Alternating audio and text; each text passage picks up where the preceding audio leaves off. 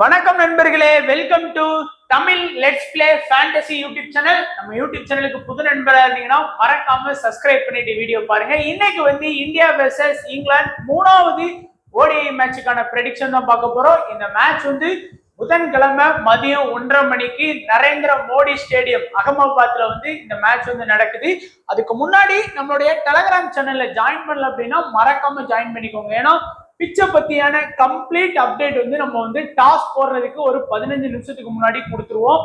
அது போக உங்களுக்கு தேவையான ஸ்மால் லீக் டீம் ஒரு 5 நிமிடத்துக்கு முன்னாடி கொடுத்துருவோம். 1 பிளேயர் ஃபேண்டசி ஆப்ஷன் ஒரு 20 நிமிடத்துக்கு முன்னாடி கொடுத்துருவோம். அதனால நம்மளுடைய டெலகிராம் சேனல்ல ஜாயின் பண்ணீங்கன்னா ஃபுல் அண்ட் ஃபுல் எல்லாமே ஃப்ரீயா பண்ணி கொடுத்துட்டு இருக்கோம் நம்ம நண்பர்களுக்காக. அதே போல நீங்க இன்னமும் ஃபேண்டசி எக்ஸ்11 ஆப்ல ஜாயின் பண்ணலன்னா சீக்கிரமா ஜாயின் பண்ணிக்கோங்க. ஏன்னா உங்களுக்கு நிறைய ஆஃபர் வரக்கூடிய காலங்கள்ல இருக்கு. ஏன்னா நமக்கு WPL இந்த வாரத்துல ஸ்டார்ட் ஆகுது. அதுக்கு நிறைய ஆஃபர் வச்சிருக்கிறாங்க. அது போக சாம்பியன்ஸ் டிராஃபி அதுவும் ஆரம்பிக்க போகுது இன்னும் ஒரு வாரத்துல. ஸோ அதுக்கும் நிறைய ஆஃபர் வச்சிருக்காங்க. ஸோ எக்ஸ்11ல ஜாயின் பண்ணல அப்படின்னா சீக்கிரமா ஜாயின் பண்ணிக்கோங்க. லிங்க் டிஸ்கிரிப்ஷன் பாக்ஸ்ல இருக்குது. ஸோ ஃபர்ஸ்ட் பிட்ச் ரிப்போர்ட்டை பார்த்துடலாம். இந்த மோடி ஸ்டேடியம், நரேந்திர மோடி ஸ்டேடியம் பாத்தீங்கன்னா இந்தியா கிரவுண்ட்ல ஒன் ஆஃப் தி ஒரு பிக்கெஸ்ட் கிரவுண்ட்னு சொல்லலாம். பவுண்டரி லைன் பாத்தீங்கன்னா ஓரளவுக்கு பாத்தீங்கன்னா மற்ற பிச்சை கம்பேர் பண்ணும்போது இதாதான் இருக்கும். பட் எந்த பிச்சா இருந்தாலும் இந்தியாவில ஆஃப் சைடு லெக் சைடு ஒரு 65 மீட்டரும் ஸ்ட்ரைட்ல ஒரு 74 75 வரைக்கும் தான் போடுறாங்க. அவ்வளவுதான் அதிகபட்சமே இருக்கு. கம்பேர் டு ஆஸ்திரேலியாலாம் இது சின்ன பிச் தான். பட் இந்த பிச்சை பொறுத்த வரைக்கும் பாத்தீங்க அப்படின்னா பெருசா, அதாவது அழகா சொல்லியிருக்கிறாங்க. நரேந்திர மோடி ஸ்டேடியம் பாத்தீங்கன்னா offer decent ball both batters and bowlers ரெண்டு பேருக்குமே கண்டிப்பா பாத்தீங்கன்னா ஹெல்ப் பண்ணுன்னு சொல்லியிருக்காங்க. அதே போல பாத்தீங்கன்னா ஸ்பின்னருக்கு பாத்தீங்கன்னா ஓரளவுக்கு வாய்ப்புகள் இருக்கு இந்த பிச்சில். நீங்க IPL எடுத்துக்கிட்டீங்கன்னா அதுலயே உங்களுக்கு தெரியும் எப்படிலாம் நடந்திருக்கு இந்த ஸ்டேடியம்ல. குஜராத்தோட ஹோம் கிரவுண்ட் எப்படிலாம் ஆடுவாங்க அப்படின்னு. ஸோ அதே மைண்ட்ல வச்சுட்டு கூட நீங்க பிச் ரிப்போர்ட்டை கன்சிடர் பண்ணலாம். பட் அபிஷியல் ரிப்போர்ட் டெலகிராம் சேனல்ல கொடுத்துருவோம். அதே போல டோட்டலா இந்த ஸ்டேடியம்ல இன்டர்நேஷனல் மேட்ச் 31 மேட்ச் ஆடி இருக்காங்க. அதுல batting first 15, batting second 16 win பண்ணியிருக்கிறாங்க. பெரிய வித்தியாசங்கள் இல்லை. 0ல இருந்து 200க்குள்ள 14, 200 to 249க்குள்ள 18 இன்னிங்ஸ், 250 to 299க்குள்ள 22 இன்னிங்ஸ், 300 பிளஸ் பாத்தீங்கன்னா 8 இன்னிங்ஸ். கம்மியா தான் இருக்கு. ஹை ஸ்கோர் சவுத் ஆப்பிரிக்கா 365க்கு 2, low score Zimbabwe all out அவுட் ஆயிருக்கிறாங்க. இப்போ நம்ம டைரக்டா ப்ரெடிக்ஷன் பார்க்கலாம். முதல் 2 ஓடிஐயோட ரிசல்ட்டை வச்சு நம்ம ப்ரெடிக்ஷன் பண்ணலாம். ஃபர்ஸ்ட் ஓப்பனிங் லாஸ்ட் ஃபர்ஸ்ட் ஓடிஐக்கும் 2வது ஓடிஐக்கும் நிறைய டிஃபரன்ஸ் இருக்கு. 2வது ஓடிஐல கண்டிப்பா அவங்களுடைய எப்போதும் நம்ம போன வேர்ல்டு கப் ஆன மாதிரி ரோஹித் சர்மா பாத்தீங்கன்னா 119 ரன் ஒரு பயங்கரமான ஒரு இன்னிங்ஸ் ஆடினாரு. நான் சொன்னேன் 2வது ஓடிஐல ரோஹித் சர்மாவை பொறுத்த வரைக்கும் 3 ஓடிஐ இருக்குன்னா 1 பயங்கரமா ஆடுவார், மீதி 2 ஃபிளாப்பான ரிசல்ட் தான் கொடுப்பாரு. ஆல்ரெடி பாத்தீங்கன்னா ஒரு ஓடிஐ ஃபிளாப். ஸோ இந்த மேட்ச்ல நம்ம எக்ஸ்பெக்ட் பண்றது பிச் நல்ல பேட்டிங் பிச்சா தான் போடுறாங்க. அதுல எந்த ஒரு மாற்று கருத்தும் இல்லை. ஏன்னா ஈஸியா 300 பிளஸ் அடிக்கிறாங்க. இருந்தாலும் ரோஹித் சர்மா மேபி ஒரு 30 பிளஸ் ரன் ஆடுறது இன்னைக்கு கொஞ்சம் கஷ்டமா இருக்கும் அப்படின்னு எனக்கு தோணுது. அதுக்கப்புறம் சுப்மன் கில் ஒரு சூப்பரா இந்த சீரீஸ்ல ஆடி இருக்காரு அப்படின்னு சொல்லலாம். ஃபர்ஸ்ட் மேட்சும் சரி 2வது மேட்சும் சரி 87 ஒரு 60ன்னு சொல்லி ஆடி இருக்காரு. அண்ட் விராட் கோலி ஃபார்ம் பத்தி நம்ம பார்த்திருந்தோம். பெருசா அவரோட ஃபார்ம் இல்ல. ஆஸ்திரேலியா கூட ஒரு செஞ்சுரி போட்டார், அவ்வளவுதான். அதுக்கப்புறம் அவருடைய ஃபார்ம் அப்படின்னா ரொம்பவே புவரா தான் இருந்துட்டு இருக்கு. பட் இந்த மேட்ச்ல நம்ம ஒரு ஹை ஸ்கோர் எதிர்பார்க்கலாம். விராட் கோலி கிட்ட இருந்து மேக்சிமம் பாத்தீங்கன்னா ஒரு 40 பிளஸ் ரன் வரைக்கும் நீங்க எதிர்பார்க்கலாம். அதுக்கு அடுத்தபடியா ஸ்ரேயஸ் ஐயர் ஒரு டீசென்டான பேட்டர், ஒரு 40 to 50 எல்லா மேட்சுமே கன்சிஸ்டன்சி ஆடக்கூடிய பிளேயர். இப்ப ரோஹித் சர்மா பிளேயர்ஸ் அடிச்சா டே செட் ஆகும், இல்லைன்னா முடிஞ்சு போச்சு. ஆனா ஸ்ரேயஸ் ஐயர் மாதிரியான பிளேயர் ஒரு 30, 40, 50 சொல்லி கன்சிஸ்டன்சி ஆடி கொடுப்பாங்க. அதுக்கப்புறம் ஏன் அக்சர் படேல் இவ்வளவு முன்னாடி ப்ரொமோட் பண்றாங்க? சாம்பியன்ஸ் டிராஃபிக்கு எதுவும் ட்ரையல் பாக்குறாங்களான்னு தெரியல. அக்சர் படேல தான் 3 டவுன் இறக்குறாங்க. அவரும் பாருங்க பாலுக்கு பால் ஒரு 40 பிளஸ் ரன் அடிச்சு கொடுக்காரு. பிளஸ் ஒரு 6 ஓவர் பவுலிங் பண்றாரு, 7 ஓவர் வரைக்கும் நெருக்கி பவுல் பண்றாரு. அப்படிங்கும் போது ஒரு முக்கியமான ஆல்ரவுண்டரா நம்ம பார்க்கலாம். அக்சர் படேல ஆவரேஜா ஆடுறாரு. 50 பால்ல 50 ரன், 60 பால்ல 60 ரன், இந்த மாதிரி தான் ஆடிட்டு இருக்கிறாரு. பட் நாட் அவுட்ல எல்லாம் நிக்கிறதுங்கிறது உண்மையிலே பெரிய விஷயம். எனக்கு தெரிஞ்ச அக்சர் படேல் ஸ்லாட் பிடிச்சாரு அப்படின்னா கேஎல் ராகுல தூக்கிட்டு எக்ஸ்ட்ரா ஒரு பவுலிங் ஆப்ஷன் வச்சு கூட நம்ம ஆடலாம். ஏன்னா கேஎல் ராகுலோட ஃபார்ம் அப்படின்னு பாத்தீங்கன்னா பெருசா இல்ல. நீங்க ஆஸ்திரேலியா டெஸ்ட் சீரீஸ்ல இருந்து நீங்க பார்க்கலாம், ஒரு மேட்ச் ஆடினாரு அவ்வளவுதான், அந்த நல்ல ஆண்ட ஃபர்ஸ்ட் இது. அதுக்கப்புறம் வந்து ஃபுல்லாமே ஃபார்ம் அவுட்ல தான் இருக்கிறாரு. அண்ட் ஹர்திக் பாண்டியாவை பொறுத்த வரைக்கும் பேட்டிங்ல அந்த லெவலுக்கு இல்ல. நீங்க வந்து T20 சீரீஸ்ல ஒரு மேட்ச் நல்லா ஆடினாரு, மற்றபடி ஓரளவுக்கு ஆடுறாரே தவிர பெருசா இல்ல. பட் இருந்தாலும் நம்ம ஏன் ஹர்திக் பாண்டியாவை ஃபேண்டசிக்கு இம்பார்ட்டன்ட் சொல்றோம்னா அவருடைய பவுலிங் ஆப்ஷனாலதான். சோ இந்த டாப் 6ல வந்து பாத்தீங்கன்னா உங்களுக்கே தெரியும் 8 பேர் கொடுத்து ஜடேஜாவும் கொடுத்துருக்கேன். இதுல ஜடேஜாவோட ஸ்கோர் பார்க்கணும்னா பாத்துக்கோங்க. பட் டாப் 7 பிளேயர்ஸ் போதுமானது. அண்ட் பவுலிங் ஆப்ஷன் அப்படின்னு பாத்துக்கிட்டீங்கன்னா ஃபர்ஸ்ட் வந்து முகமது ஷமி, நம்மளுடைய இனிஷியல் அட்டாக்கர் வந்து பாத்தீங்கன்னா 8 ஓவர் பவுலிங் பண்ணி ஒரு விக்கெட். மேட்சுக்கு மேட்ச் நீங்க ஷமியை எடுத்தீங்க அப்படின்னா ஒரு 30 பாயிண்ட் வந்து உங்களுக்கு வந்து கேரண்டி அப்படிங்கிற மாதிரி. அதே போல ஹர்ஷித் ராணாவும் நம்ம இந்தியாவோட initial attacker plus death attacker 7 over bowling பண்ணி 3 விக்கெட், 9 ஓவர் பவுலிங் பண்ணி ஒரு விக்கெட், கன்ஃபார்ம் ஒரு விக்கெட் எடுத்து கொடுக்கக்கூடிய போலர். பட் ஹர்ஷித் ராணா பால்ல கண்டிப்பா எல்லாருமே கொஞ்சம் திணறுவாங்க. உங்களுக்கு தெரியும் இங்கிலாந்து பிளேயர்ஸ் வந்து ஹர்ஷித் ராணா போலும் சரி ஸ்பின்னர்ஸ் கிட்டையும் சரி ஆடவே தெரியாது அப்படின்னு தான் நம்ம வந்து சொல்லலாம். அதுக்கப்புறம் வந்து அக்சர் படேல் ஃபர்ஸ்ட் மேட்ச் ஒரு விக்கெட் எடுத்தாரு. ரெண்டாவது மேட்ச் வந்து பாத்தீங்கன்னா விக்கெட் எடுக்கல, ஏன்னா பேட்டிங்ல நல்லா ஆடிட்டாரு. பட் விக்கெட் 6 ஓவர் பவுலிங் பண்ணி ஒரு விக்கெட் எடுத்து கொடுத்தா கூட அது ரொம்ப இம்பாக்டா இருக்கும். ஏன்னா 41 ரன் வச்சுக்கோங்க, அதுக்கு ஒரு 41 பாயிண்ட்னே வச்சுக்கோங்க. சும்மா ஒரு விக்கெட்டுக்கு 25 பாயிண்ட் அப்படிங்கும் போது 66 பிளஸ் வந்துடும். ஸோ அப்படிங்கும்போது நல்ல இம்பார்ட்டன்ட். அதனால அக்சர் படேல மிஸ் பண்ணிடாதீங்க. பவுலிங் ஆப்ஷன் இருக்கு. ஜடேஜா இந்த சீரீஸ்ல மாஸ் காட்டிட்டு இருக்காரு. 9 ஓவர் பவுலிங் பண்ணி 3 விக்கெட். இங்கேயும் பாத்தீங்கன்னா 10 ஓவர் பவுலிங் பண்ணி 3 விக்கெட். வருண் சக்கரவர்த்தி எடுத்தாங்க, குல்தீப் யாதவுக்கு பேலா வருண் சக்கரவர்த்தி உள்ள வந்தாரு, 10 ஓவர் பவுலிங் பண்ணி ஒரு விக்கெட் எடுத்தாரு. ஹர்திக் பாண்டியா எப்பவும் போல அவருடைய அந்த ஒரு விக்கெட்டை வந்து கண்டிப்பா எடுத்து கொடுத்துட்டு தான் இருப்பாரு. பிளஸ் பேட்டிங் பேக்கப் கூட இருக்கு. பட் இந்த கேப்டன் வைஸ் கேப்டனா யோசிக்கிறது கொஞ்சம் கஷ்டமா தான் இருக்கு. ஏன்னா T20ல ஹர்திக்கு கேப்டனா போட்டா 5 T20ல 4 T20 சூப்பர் ரிசல்ட் கொடுத்தாரு, ஒரு T20 தான் ஃபிளாப் கொடுத்தாரு. ஓடிஐல ஹர்திக் பாண்டியாவை விட நல்லா ஆடக்கூடிய பிளேயர்ஸ் இருக்கிறாங்க. அதனால அதை கொஞ்சம் கன்சிடர் பண்ணிக்கலாம் நம்ம. அடுத்து இங்கிலாந்து பிளேயர்ஸ், இங்கிலாந்தோட 2 ஓடிஐ ரிசல்ட் நம்ம அனலைஸ் பண்ணலாம். ஃபர்ஸ்ட் ஓப்பனிங் வந்து சூப்பரா ஆடி இருக்காங்க. நீங்க 2 மேட்ச் பாருங்க. பிலிப் சால்ட் வந்து 43, டக்கெட் 32.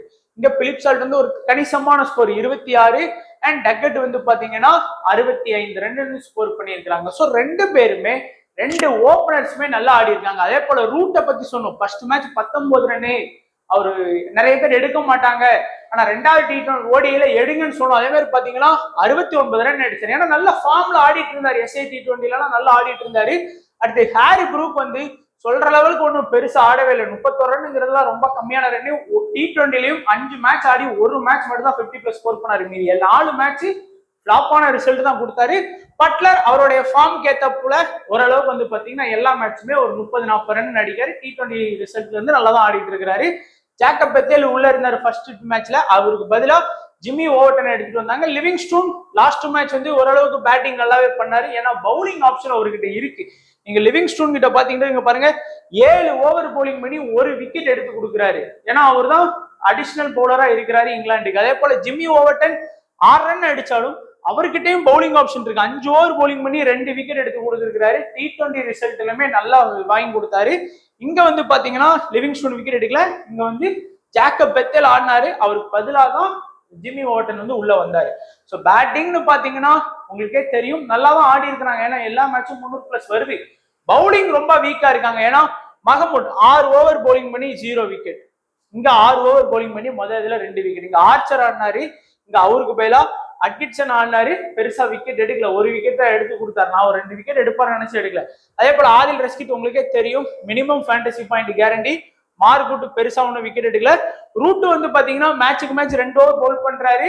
அசால்ட்டா நினைக்காதீங்க, திடீர்னு விக்கெட் விழுந்துட்டுனா நல்ல பாயிண்ட்ஸ் கிடைக்கிறதுக்கு வாய்ப்புகள் இருக்கு. ஸோ இப்போ நம்மளுடைய ப்ரெடிக்ஷன் பார்க்கலாம். மஸ்ட் பிக் ஆப்ஷன் படி பாத்தீங்க அப்படின்னா ஹர்திக் பாண்டியாவை நீங்க கண்டிப்பா ட்ரை பண்ணலாம். என்னதான் இருந்தாலும் ஹர்திக் பாண்டியாவுக்கு இந்த பேட்டிங் பிளஸ் பவுலிங் ஆப்ஷன் இருக்கு. சுக்மன் கில் எல்லா மேட்சுமே கன்சிஸ்டன்சியா நீங்க வந்து ஒரு 50+ ரன் வந்து எதிர்பார்க்கலாம். அந்த மாதிரி ஆடுறாரு. ஜடேஜா கிட்ட நீங்க 2 விக்கெட் வரைக்கும் மேட்சுக்கு மேட்ச் எதிர்பார்க்கலாம். மினிமம் 1ல இருந்து 2 விக்கெட் வரைக்கும் எதிர்பார்க்கலாம். அடுத்து லிவிங்ஸ்டோன் அந்த டீம்ல இருக்கக்கூடிய ஒரு பெஸ்ட் பேட்டிங் பிளஸ் பவுலிங் எதிர்பார்க்கலாம். அதே போல ரூட் நல்ல ஃபார்ம்ல ஆடுறாரு. குறைஞ்சது ஒரு 40+ ரன் பொறுமையா ஆடிடுவாரு. பட்லர் கிட்ட இருந்து ஒரு 30+ ரன் வரைக்கும் நீங்க கண்டிப்பா எதிர்பார்க்கலாம். அதனால இந்த 6 பிளேயர்ஸையும் மஸ்ட் பிக்கா உங்களுடைய டீம்ஸ்ல நீங்க மேபி கொண்டு போறதுக்கு வாய்ப்புகள் இருக்கும். அதே போல இன்னைக்கு நீங்க ஸ்மால் லீக் விளையாடுறீங்கன்னா இந்த பிளேயர்ஸை கொஞ்சம் மிஸ் பண்ணிடாதீங்க. யாரு? அக்சர் பட்டேல். ஏன்னா குறைஞ்சது வந்து பாத்தீங்கன்னா 5 ஓவர் போல் பண்றாரு, பிளஸ் 2 டவுன் வர்றாரு. KL ராகுல் ஹர்திக் பாண்டியாக்கு முன்னாடியே வர்றாரு. ஹர்ஷித் ராணா இந்தியாவோட initial attacker plus death attacker, 1ல இருந்து 2 விக்கெட் எதிர்பார்க்கலாம். ஸ்ரேயஸ் ஐயர் கிட்ட இருந்து மினிமம் 30ல இருந்து 50 ரன்னுக்குள்ள கன்சிஸ்டன்சியா ஆடி கொடுக்கக்கூடிய ஒரு பிளேயரா இருக்கிறாரு. ஆதில் ரஷ்கித். நீங்க இது வரைக்கும் பாத்தீங்கன்னா இந்தியா வர்சஸ் இங்கிலாந்து சீரீஸ்ல மொத்தம் 7 மேட்ச் போயிருக்கு. 5 T20, 2 ODI, 7க்கு 7 மேட்ச்லயும் மினிமம் 1 விக்கெட் எடுத்து கொடுத்த பிளேயர்னா அது அவரு தான். உங்களால மறுக்க முடியாதுன்னு நினைக்கிறேன். அது போக லாஸ்ட் மேட்ச்ல பேட்டிங் கூட ஒரு 15 ரன் கிட்ட அடிச்சாரு. அதனால அவர் அசால்ட்டா நினைக்காதீங்க. சைலண்டா ஃபேண்டசி பாயிண்ட் வாங்கி கொடுக்கறதுல அவர் கிங் எப்பவுமே. ஜிம்மி ஓவர்டன் பேட்டிங் ஆப்ஷன்ல ஒரு 10ல இருந்து ஒரு 15 ரன் அடிச்சு கொடுத்தாலும் அது ஒரு பிளஸ் பவுலிங் ஆப்ஷன்ல 1 விக்கெட் எதிர்பார்க்கலாம். பென் டக்கெட் நல்லாவே இனிஷியல் ஆடுறது. ஏன்னா இனிஷியல்ல நமக்கு பும்ரா சிங்லாம் இல்லாதது, இவரே மாதிரியான பிளேயர்ஸ் நல்லா ஆடுறாங்க இனிஷியல். அதனால குறைஞ்சது ஒரு 30ல இருந்து 40 ரன் வரைக்கும் நீங்க எதிர்பார்க்கலாம். அதனால ஸ்மால் லீக்கு நீங்க டீம் போட்டீங்கன்னா Axar Patel, Harshit Rana, Shreyas Iyer, Adil Rashid, Jamie Overton, Ben Duckett, இந்த 6 பிளேயர்ஸும் கொஞ்சம் கவனமா ட்ரை பண்றதுக்கு வாய்ப்பு இருக்கான்னு பாருங்க. சோ இப்போ மினி கிராண்ட் லீக் விளையாடுறீங்க அப்படின்னா நீங்க இந்த மாதிரி பிளேயர்ஸை நீங்க ட்ரை பண்ணலாம். லாஸ்ட் மேட்ச்ல மினி கிராண்ட் லீக்ல நம்ம யாரை கொடுத்துருந்தோம் அப்படின்னா ரோஹித் சர்மாவை கொடுத்துருந்தோம். ஒரு 50 பேரு, ஒரு 100 பேர் விளையாடக்கூடிய லீக்ல ரோஹித் சர்மாவை ட்ரை பண்ணுங்க.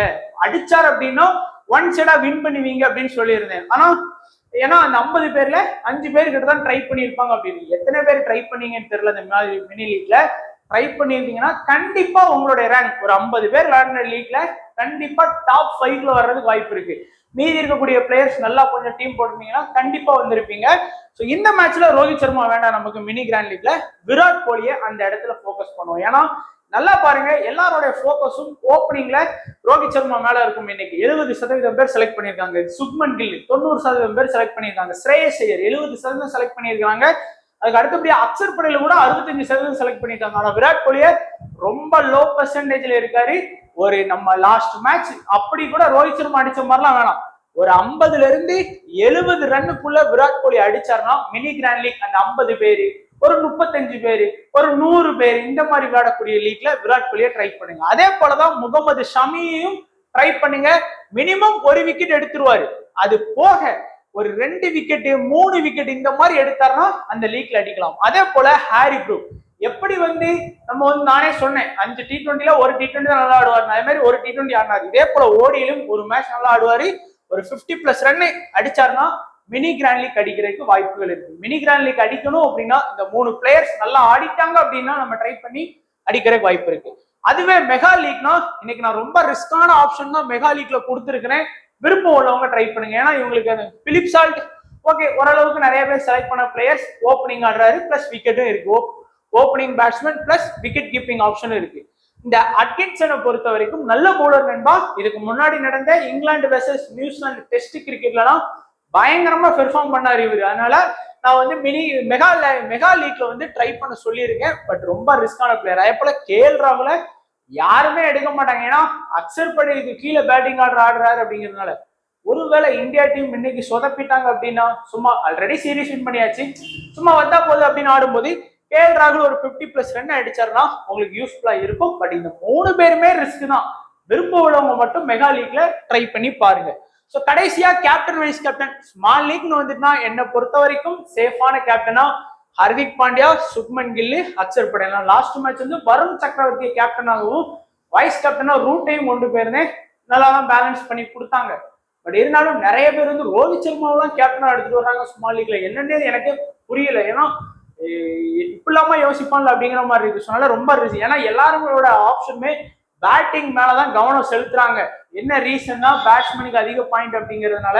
பட் நம்ம விளையாடக்கூடிய ஃபேண்டசி ஆப்ல அப்படி கிடையாது. அப்படி இருந்துமே அந்த டீமை காப்பி பண்ணி போட்டு எல்லாருமே ரோஹித் சர்மா அந்த மாதிரி தான் கேப்டன் வைஸ் கேப்டன் போட்டிருந்தாங்க. அதனால கொஞ்சம் இதா இருந்தது. பட் நீங்க வருண் சக்கரவர்த்தி கூட இதுல ஆட் பண்ணிக்கலாம். T20ல எப்படி பெர்ஃபார்ம் பண்ணாருன்னு தெரியும். 5 விக்கெட் 3 விக்கெட் எடுத்தாருன்னு.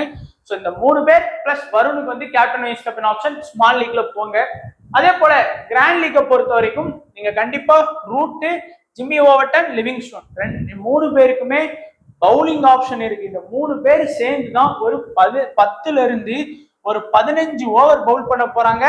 மினிமம் ஒரு 2 விக்கெட் வரைக்கும் எடுத்து கொடுக்கறதுக்கும் வாய்ப்புகள் இருக்கு. பிளஸ் பேட்டிங் ஆப்ஷனும் இருக்கு, மிஸ் பண்ணிடாதீங்க. ஸோ கடைசியா நம்ம பார்க்கக்கூடியது நம்மளுடைய small league demo team. So full and full சேஃபான ஸ்மால் லீக் டெமோ டீம் தான் கவர் பண்ணியிருக்கிறேன். பார்த்தீங்கன்னாலே தெரியும். விக்கெட் கீப்பர் ஆப்ஷன்ல பட்லர், பேட்டிங்ல Virat Kohli, Joe Root, Shreyas Iyer, Shubman Gill, Duckett, Hardik Pandya, Jadeja, Livingstone, Varun Chakravarthy, Harshit Rana. ஏன்னா பேட்டிங்க்கு நல்லா சாதகமாக தான் பிச் இருக்கு. ஆனால் இந்த பிச் வந்து கொஞ்சம் பவுலிங்க்கு சாதகமாகவும் இருக்கும். நரேந்திர மோடி ஸ்டேடியம் வந்து இருந்தாலும் பேட்டிங் நிறைய கவர் பண்ணியிருக்கிறேன். ஒரு ரிஸ்க் எடுத்திருக்கோம், விராட் கோலி எடுத்திருக்கோம். நிறைய பேர் அந்த இடத்துல ரோஹித் சர்மாவோட வர்றதுக்கு வாய்ப்புகள் அதிகமா இருக்குது. அதே போல ஜிம்மி ஓவர்டன் எனக்கு தேவை. பட் இருந்தாலும் டக்கெட்டுக்கு பதிலா ஜிம்மி ஓவர்டன் நீங்க தாராளமா பிக் பண்ணலாம். பட் டக்கெட்டை தான் நிறைய பேர் எடுத்திருக்காங்க. ஸோ அதையும் கொஞ்சம் கவனமா பார்த்துக்கோங்க. ஸோ அவ்வளவுதான் நண்பா. தொடர்ந்து சப்போர்ட் பண்ணுங்க. யூடியூப் சேனலை சப்ஸ்கிரைப் பண்ணிட்டு வீடியோ பாருங்க. உங்க ஃப்ரெண்ட்ஸ் யாராச்சும் இருந்தா ஷேர் பண்ணுங்க. ஸோ நம்ம ஃபுல் அண்ட் ஃபுல் எல்லாமே ஃப்ரீயா தான் வந்து பாத்தீங்கன்னா டீம்ஸ்ல இருந்து வீடியோஸ் வரைக்கும் எல்லாம் கொடுத்துட்டு இருக்கோம். பிரைம் எந்த ஒரு மண்ணாங்கட்டியும் கிடையாது. அதனால நீங்க தொடர்ந்து நம்ம சேனலுக்கு ஆதரவு கொடுக்கணும் அப்படின்னா வீடியோ லைக் பண்ணுங்க. பக்கத்துல இருக்கக்கூடிய சப்ஸ்கிரைப் பண்ணி கிளிக் பண்ணிட்டு எப்போ வீடியோ போட்டாலும் கண்டினியூஸா பாருங்க. தேங்க்ஸ் ஃபார் வாட்சிங் நண்பா.